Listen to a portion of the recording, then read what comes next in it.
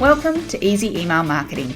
I'm your host, Yael Keown, mum, FIFO wife, MBA, coffee lover, survivor superfan, and creator of the email experience. In Easy Email Marketing, you'll benefit from my nearly 20 years experience, where I'll be teaching you all the tips, tricks, and insider info on how to create feel-good, non-spammy experiences for your subscribers. Let's get stuck in. Welcome back to Easy Email Marketing. I'm your host, Yael Keown, and today is a very quick yet powerful tip that I want you to take with you as you plan and write your emails for 2025, or whenever you are listening to this. So if you've been in these parts a while or in the online marketing streets, you know well and truly that email marketing is where it is at and that you should be sending emails on a regular basis. And if you aren't, you are literally leaving money on the table. But here is where people get stuck. 1. They don't want to just send sales email after sales email and therefore be perceived as spammy or annoying. But 2, they struggle to think of content to send without focus being on the sale.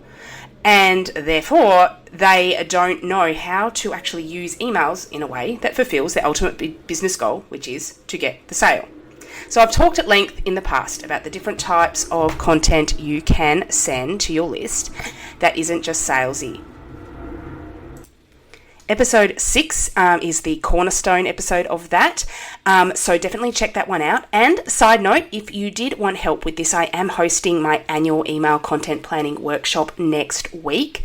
During this live 90-minute session, we will map out a full year of emails for you following my signature method. Yes, it is possible. So this is open to any member of the email experience or anyone who grabs my course, WTF, can I send to my list? For only $10. You can grab that. So learn more about both of those at yaelkeown.com/experience or yaelkeown.com/WTF.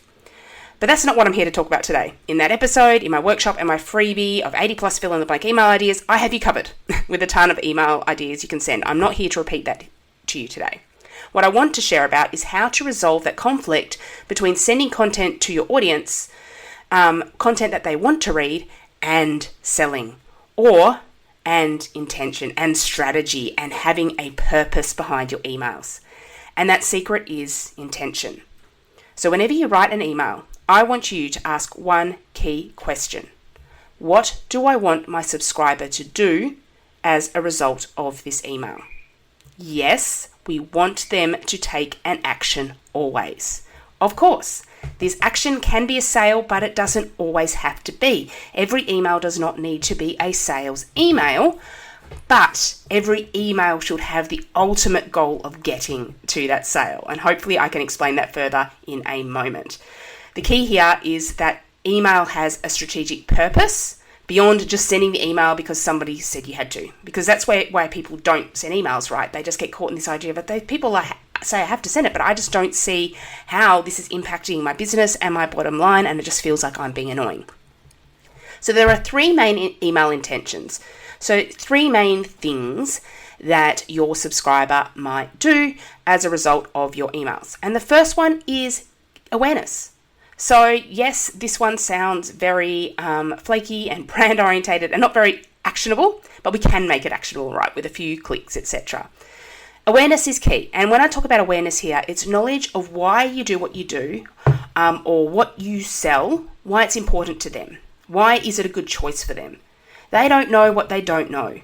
They need some key information. They need to feel a certain way to make an informed decision about working with you. So creating an awareness of the challenge, of the solution, and also of your capacity and your knowledge and your unique selling points, that is all key strategic content that you need to weave into your emails.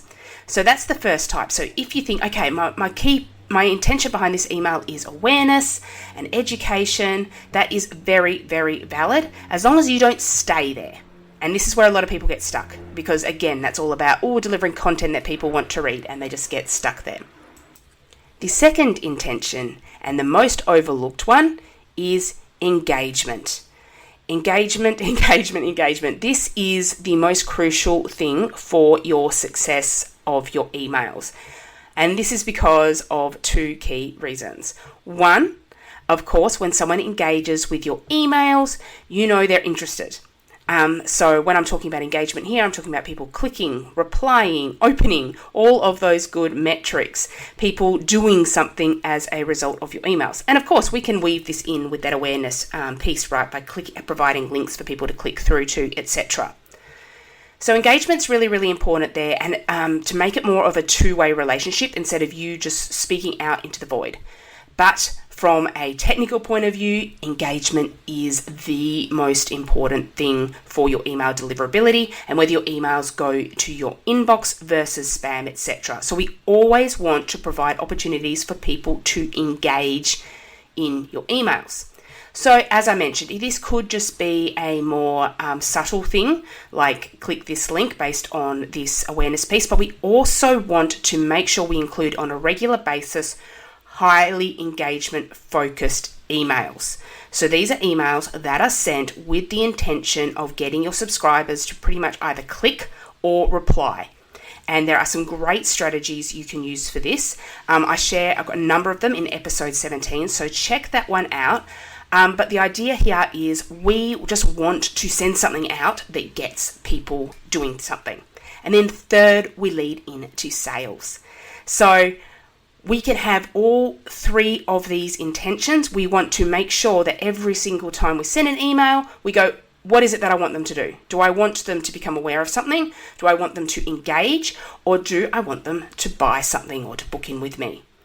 And you'll find that these sort of flows in this natural order.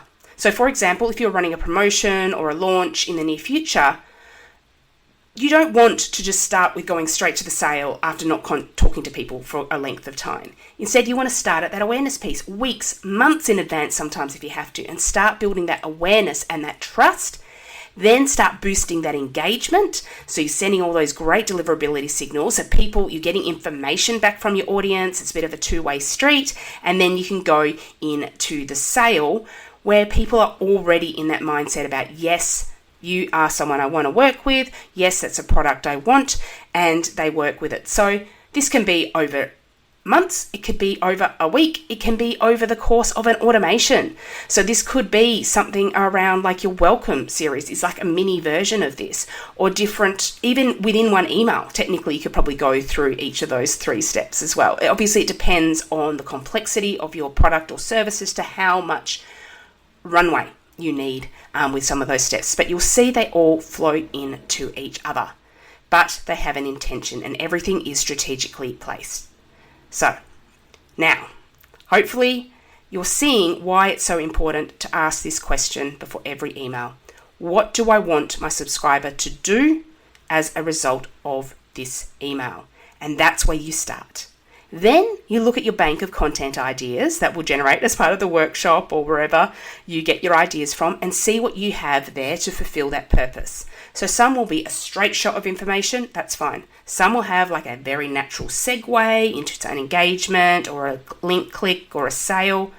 Some will be built from scratch purely for the purpose of engagement. I love sending engagement, getting emails just randomly, because 1, they're some of the quickest emails to write, and 2, you can, it means you don't have to do something complex, and 3, then it gives you the data.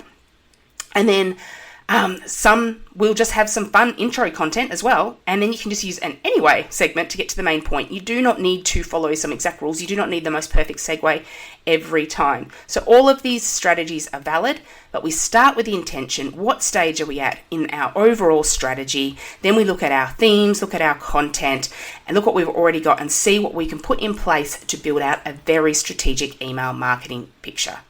So you combine this question with your content plan and you will have a very powerful and strategic email setup that, I guess most importantly, you can see the purpose of. So you can see the reason behind why you are sending these emails. You stop feeling like you're groping around in the dark, just sending something because you have to, and therefore you actually send it, which is something as well. So as I mentioned at the top of this episode, If you want to join me to plan your email content for the year with a strategy behind it, then you don't want to miss the email content planning workshop. You can join us by grabbing the WTF Can I Send to My List course for only $10 at yaelkeown.com/WTF. And even if you can't make it live, you will get the recording, you'll get the workbook, so you can step through it in your own time, and all the other content that's included in that program, which will help you brainstorm these ideas, including a done-for-you list of email ideas every month that has an email that fulfills each of these intentions, including those engagement getters, etc. Thank you so much for joining me today. I would love to hear from you about what you've enjoyed from this episode or what you want to know more about in future episodes. Please let me know over on Instagram. I'm at yaelkeown, and I'll see you in the next episode. Thank you for listening to Easy Email Marketing. It's an absolute honour that you chose to listen. If you love this episode, then it would mean the world to me if you could leave a review so that others can find this podcast and make their email marketing easy too. Finally, make sure to subscribe so that you don't miss a thing. Until next time, have an awesome day and make sure to keep showing up and serving in those inboxes.